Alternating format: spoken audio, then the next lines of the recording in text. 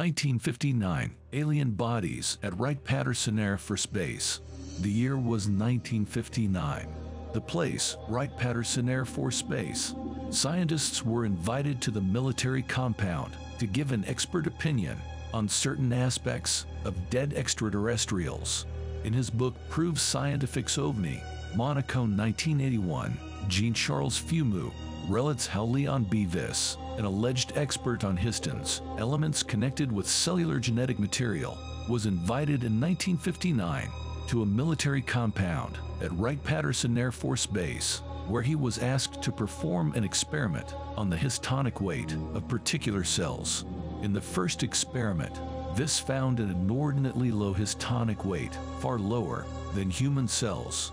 Either he was mistaken, or there had to be a complete revision of genetic theories, he reasoned.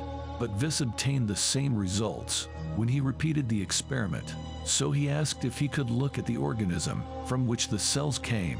To his astonishment, Vis was taken into a special room where the corpses of two humanoids lay. The bodies were very tall, a little over 7 feet, and from their terrible injuries, appeared to have been in an accident, although the heads were intact. Fumu relates and continues. The forehead, high and broad, very long blonde hair. The eyes were stretched toward the temples, which gave them an Asiatic look. The nose and mouth were small. The lips were thin, perfectly delineated. The chin was small and slightly pointed. The two faces were beardless.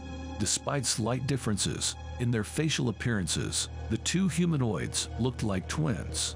The bodies had been preserved in formalin, but remained perfectly white, apparently lacking the keratin granules which cause normal human beings to tan in strong sunlight.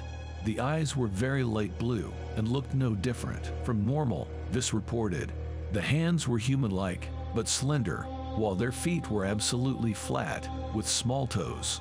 Dr. Jean Gilles of the French Center for Scientific Research eventually tracked down Leon Vis, who promptly denied that he had been personally involved in the case. Nevertheless, he admitted there was some truth to the story. Only a highly qualified biologist could have come up with such a story, he told Dr. Gilles. It had been alleged, for example, that the aliens' bodies exhibited a far more developed lymphatic system than normal, and Vis explained that, hypothetically, hyperdevelopment of the lymphatic system might be a normal attribute of extraterrestrial beings. Was the story a way of bringing out the truth, albeit in a distorted form, or simply a hoax from beginning to end? Like so many apocryphal accounts of alien retrievals, we shall simply have to suspend judgment until the day arrives when the authorities decide to reveal the facts. Resources above top secret, Timothy Good, 1988. My take, if true, I guess they has some dead Nordic aliens at the base. Was it a crashed UFO or a UFO that was shot down? Hard to say.